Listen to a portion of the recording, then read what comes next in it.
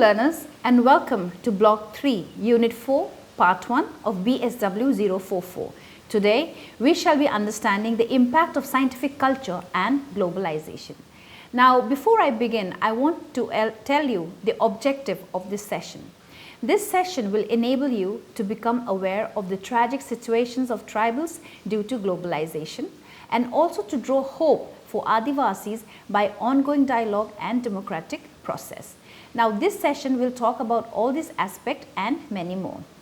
This session that deals with the impact of science and culture first talks of ethnobotany, an emerging branch of science where tribal lifestyle has significant contribution to make.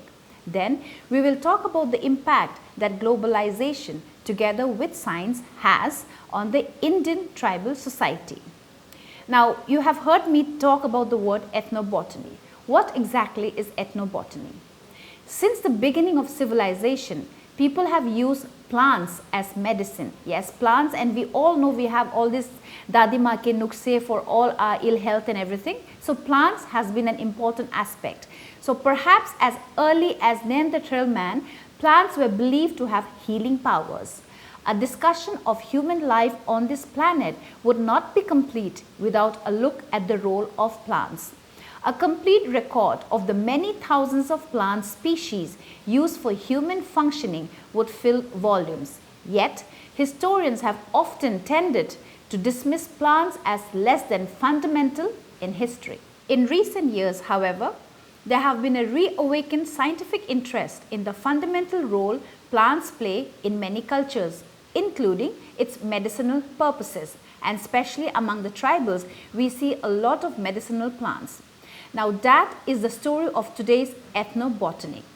Ethnobotany, if I have to describe, is the study of how people of a particular tribe and region make use of indigenous plants.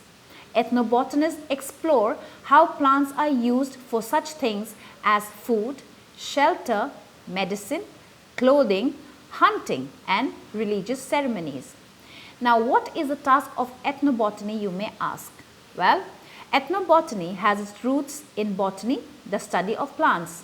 Botany, in turn, originated in part from an interest in finding plants to help fight illness, especially from tribal-dominated areas. In fact, medicine and botany have always had close ties. Many of today's drugs have been derived from plant sources. Pharmacognosy is the study of medicinal and toxic products from natural plant sources. At one time, pharmacologists researching drugs were required to understand the natural plant world, and physicians were schooled in plant-derived remedies. However, as modern medicine and drug research advanced, chemically synthesized drugs replaced plants as the source of most medicinal agents in industrialized countries.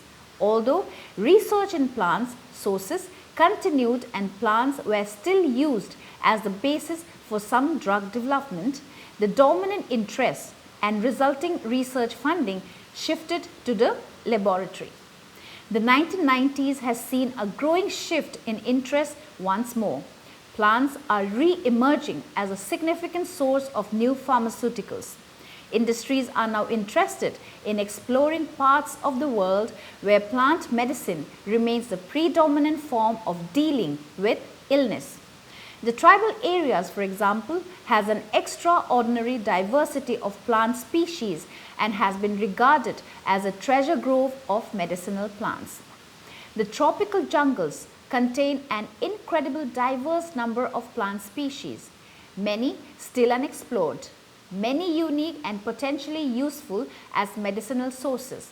Scientists have also realized the study of the tribal cultures which inhabit these regions can provide enormously valuable clues in the search for improved health. To uncover the secrets of the rainforest with the help of tribal medicinal practitioners is the challenge of ethnobotanists.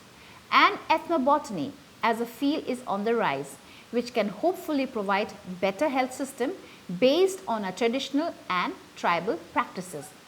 Now, moving on forward, let us understand what is meant by folk medicine. Coming to the Indian science, it is reported that India hopes to popularize the folk medicine of tribals. The government of India has decided to document, validate and popularize folk medicine practices of tribals across the country and even start institutes for their study to save these traditions from extinction. Folk medicine is different from Ayurveda, homeopathy or Unani. These are local medicinal procedures practiced by tribals across India. We are trying to document, digitize and scientifically validate them, said Verghese Samuel, the Joint Secretary, Ministry of Health and Family Welfare. Due to modern systems of medicine, this health heritage is losing its popularity. Now, the government is also trying to save these good practices through the initiative. The Department of Ayush, and the full form is Ayurveda, Yoga and Naturopathy, Unani, Siddha and Homeopathy of the Government of India is also involved in this project. It is believed that because of folk medicine practices, tribals in India have a very good immune system.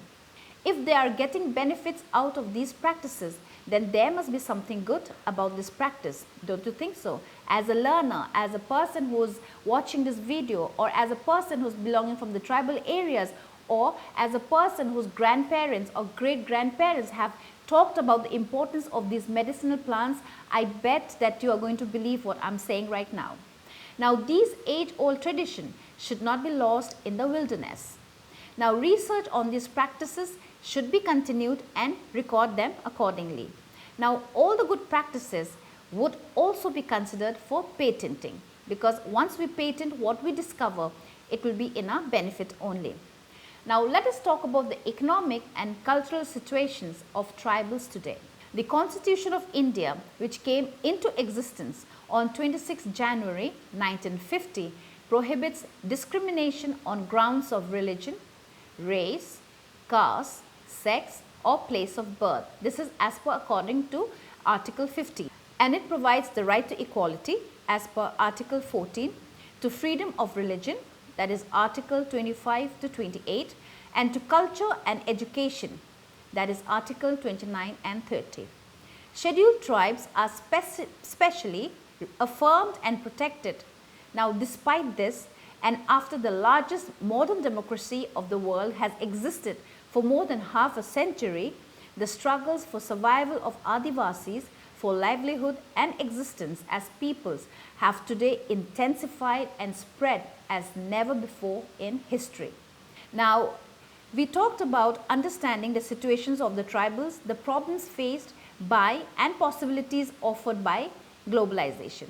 So, before we do that, we will begin with a historical analysis of the colonial and pre-colonial times. Now, let us understand during the British domination what happened. Over centuries, the Adivasis have evolved an intricate convivial custodial mode of living. Adivasis belong to their territories, which are the essence of their existence, the abode of the spirits and their dead, and the source of their science, technology, way of life, their religion and culture.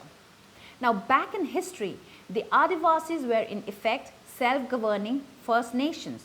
Now, in general and in most parts of the pre-colonial period, they were notionally part of the unknown frontier of the respective states where the rule of the reign in fact did not extend, and the Adivasis governed themselves outside of the influence of the particular ruler. Now, with the introduction of the alien concept of private property began with the permanent settlement of the British in the year 1793 and the establishment of the zamindari system that conferred control over vast territories including Adivasis territories to designated feudal lords for the purpose of revenue collection by the British. Now, what happened with this? This drastically commenced the forced restructuring of the relationship of Adivasis to their territories as well as the power relationship between Adivasis and others. The predominant external caste-based religion sanctioned and practiced a rigid and highly discriminatory hierarchical ordering with a strong cultural mooring. Now this became the natural basis for the altered perception of Adivasis as the others in determining the social and hence the economic and political space in the emerging larger society, that is the Indian diaspora. Now relegating the Adivasis to the lowest rung in the social ladder was but natural and formed the basis of social and political decision making by the largely upper caste controlled mainstream. The ancient Indian scriptures scripted by the upper caste also further provided legitimacy to this. Now it is definitely sad that the significant role played by the Adivasis in fighting the British is not recognized by the larger India. Now in the early years of colonization, no other community in India offered such heroic resistance to British rule or faced such tragic consequences as did the numerous Adivasis communities of now the Jharkhand, Chhattisgarh, Orissa and Bengal. Now apart from this domination by Britishers, what else happened? Well, the Adivasis or the tribals were subjugated by religions. Now the subjugated peoples have been relegated to low status and isolated instead of being absorbed by the majority communities. Introduction of capitalism, private property and the creation of a countrywide market broke the traditional tribal and village economy based on use value and hereditary professions. All tribal communities are not alike, and that is what we have learned in so many of the classes that you've heard before. The tribes of Nagaland are different from the tribes of Mizoram, the tribes of Manipur are different from tribes of Tripura and so on and so forth. So they are product of different historical and social condition. Now they belong to 4 different language families and several different racial stocks and religious molds. They have kept themselves apart from feudal states and Brahminical hierarchies for thousands of years. In the Indian epics such as Ramayana, Mahabharata and Puranas, there are many references to interactions and wars between the forest or hill tribes and the Hindus. Now, eminent historians who have done detailed research on the epic Ramayana, that is approximately around 200 BC to 500 BC, have concluded that Lanka, the kingdom of the demonic king Ravana, and Kishkinda, the homeland of the Vanaras depicted as monkeys, were places situated south of Chitrakuta hill and north of Narmada river in middle India. Accordingly, Ravana and his demons were an aboriginal tribe. Most probably the Gonds and the Vanaras, like Hanuman in the epic, belong to the Savara and Korku tribes whose descendants still inhabit the central Indian forest belt. Even today, the Gonds holds Ravana, the villain of Ramayana, in high esteem as a chief. Rama, the hero of Ramayana, is also known for slaughtering the Rakshasa, that is the demons, in the forest. The epic of Mahabharata refers to the death of Krishna at the hands of a Bhil Jaratha. In the ancient scriptures, considered to be sacred by the upper caste, various terms are used depicting Adivasis as almost non-humans.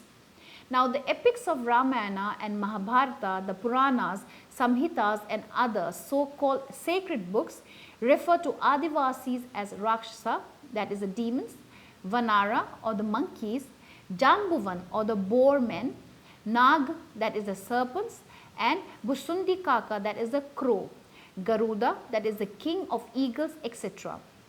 In medieval India, what happened is they were called derogatorily as Kola or Villa, Kirata, Nishada, and those who surrendered or were subjugated were termed as Dasa. In English, we call it as slave. And those who refused to accept the bondage of slavery were termed as Dasyu, that is a hostile robber. Now Eklavya, you must have heard of the story of Eklavya. One of the tribal archers was so skillful that the hero of the Aryans, that is Arjuna, could not stand before him. But they assaulted him, cutting his thumb and destroying his ability to fight, and then fashioned a story in which He accepted Drona as his guru and surrendered his thumb as an offering to the master. The renowned writer Maheshwata Devi points out that Adivasi is predated Hinduism and Aryanism, that Shiva was not an Aryan god, and that in the 8th century the tribal forest goddess or harvest goddess was observed and adapted as Shiva's wife. Goddess Kali, the goddess of hunter, had definitely a tribal origin, claims Bijoy, a historian. After the religious subjugation that we heard about, let us understand what led to the tribals being pushed to the periphery. Now, little is known about the relationship between the Adivasis and non-Adivasi communities during the Hindu and Muslim rule. There are stray references to wars and alliances between the Rajput kings and tribal chieftains in Middle India and in the northeast between the Ahom kings of Brahmaputra Valley and the Hill Nagas. They are considered to be Etisudra, meaning lower than the untouchable caste. Now, even today, the upper caste people refer to these people as jungli, a derogatory term meaning those who are like wild animals or people who are living in the forest or uncivilized or subhumans. The Adivasis have few food taboos, rather fluid cultural practices and minimal occupational specialization, while on the other hand, the mainstream population of the plains have extensive food taboos, more rigid cultural practices and considerable caste-based occupational specialization. In the Hindu caste system, the Adivasis have no place. The mainstream society of India has evolved as an agglomeration of thousands of small-scale social groups whose identities within the larger society are preserved by not allowing them to marry outside their social groups. The subjugated groups became caste forced to perform less desirable menial jobs like sweeping, cleaning of excreta, removal of dead bodies, leather works, etc., which are done by the untouchables. Some of the earlier small-scale societies depended on hunting and gathering, and traditional agriculture seemed to have remained outside this process of agglomeration. These are the Adivasis of present day. Their autonomous existence outside the mainstream led to the preservation of the socio-religious and cultural practices, most of them retaining also their distinctive languages. Now, widow burning, enslavement, occupational differentiation, hierarchical social ordering, etc. are generally not there among the tribals. Though they were trade between the Adivasis and the mainstream society, any form of social intercourse was discouraged. Caste India did not consciously attempt to draw them into the orbit of caste society. But in the process of economic, cultural and ecological change, Adivasis have attached themselves to caste groups in a peripheral manner, and the process of detribalization is continuously taking place, and which is an entirely different debate altogether. Now, many of the Hindu communities have absorbed the cultural practices of the Adivasis. Although Hinduism could be seen as one unifying thread running through the country as a whole, it is not homogeneous, but in reality a conglomeration of centuries old tradition and shaped by several religious and social traditions which are more cultural in their essence and including few elements of Adivasi socio-religious culture. Now, Adivasis are not, as a general rule, regarded as unclean by caste Hindus in the same way as Dalits are. Now, there is a difference, but they continue to face prejudice as lesser human, and they are socially distanced and often face violence from society. They are at the lowest point in every economic or socio-economic indicator.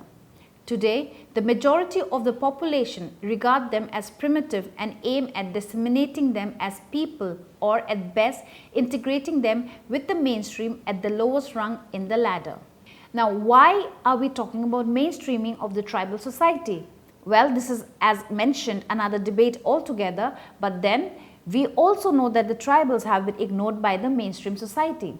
Now, scientific culture and education made available to some tribals have improved their economic situation. Some of the new technologies like radio, mobiles and TVs have also changed their lifestyle and provided them with more information and awareness. Such facilities, along with the constitutional privileges and welfare measures by the government, benefit a certain minority of the Adivasis. Now, these privileges and welfare measures are denied to the majority of the Adivasis, and they are appropriated by more powerful groups in the caste order. Now, the steep increase of scheduled tribes in Maharashtra in real terms by 148% in 2 decades since 1971 is mainly due to questionable inclusion for political gains of a number of economically advanced groups among the backwards in the list of scheduled tribes. Now, the increase in number of scheduled tribes, while it distorts the demographic picture, has more disastrous effects. The real tribes are irretrievably pushed down in the access or claim ladder. Now, with these new entrants cornering the lion's share of both resource and opportunities for education, social and economic advancement. And despite the Bonded Labour Abolition Act of 1976, Adivasis still form a substantial percentage of bonded labour in the country. Now, despite positive political, institutional and financial commitment to tribal development, there is presently a large-scale displacement and biological decline of Adivasi communities, a growing loss of genetic and cultural diversity and destruction of a rich resource base, leading to rising trends of shrinking forests, crumbling fisheries, increasing unemployment, hunger and conflicts.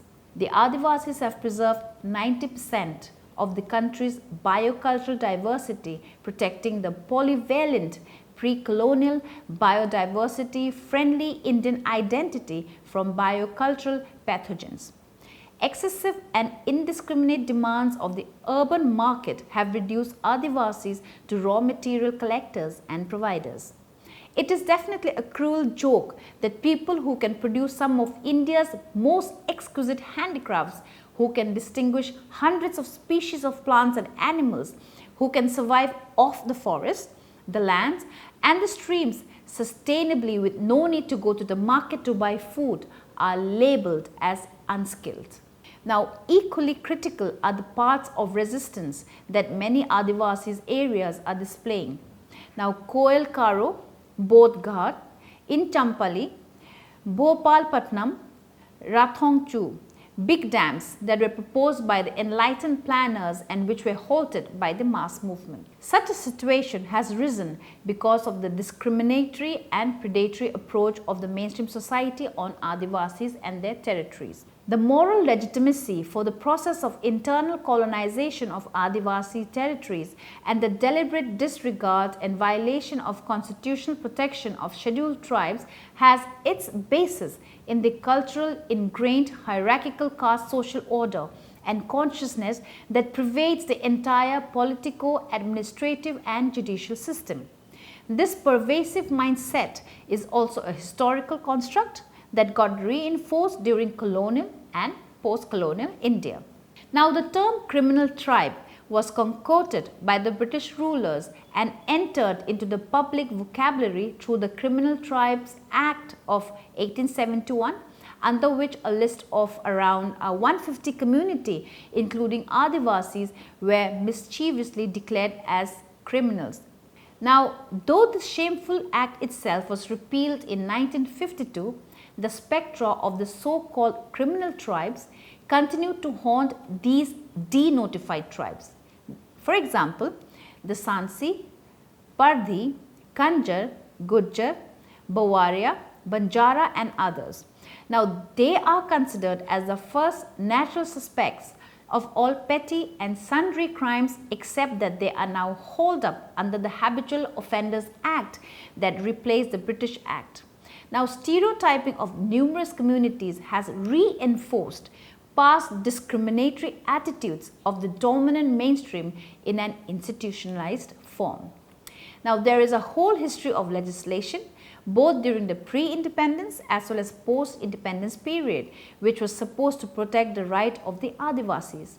As early as 1879, the Bombay Province Land Revenue Code prohibited transfer of land from a tribal to a non-tribal without the permission of the authorities. Now, the 1908 Chota Nagpur Tenancy Act in Bihar, the 1949 Santhal Pargana Tenancy Act, the 1969 Bihar Scheduled Areas Regulations, the 1955 Rajasthan Tenancy Acts, and so on and so forth, they talk about there are state legislations to protect Adivasi land rights. In Andhra, for example, inquiries on land transfer violation were made in 57,150 cases involving around more than 245,000 acres of land, but only about 28% of lands were restored despite persistent militant struggles. So, while in the case of Kerala, out of a total claim for more than 900 or 9,000 hectares made by more than 8,000 applicants, only 5.5% of the claims have been restored. And this is happening in spite of favorable judicial orders, which the state governments are circumventing by attempting to dismantle the very protective legislation itself. Now, what happens after that? The callous and casual manner with which mainstream India approaches the fulfillment of the constitutional obligations with reference to the tribes, and the persistent attempts by the politico-administrative system to subvert the constitution by deliberate acts of omission and commission, and the enormous judicial tolerance towards this speak volumes on the discriminatory approach that permeates the society with regard to the legal rights of the Adivasis. Now, with this, lots of points to ponder upon and lots of debate for more sessions. I would like to continue with the remaining session in the next class, and I do hope you all understood what I am trying to mention here. Thank you.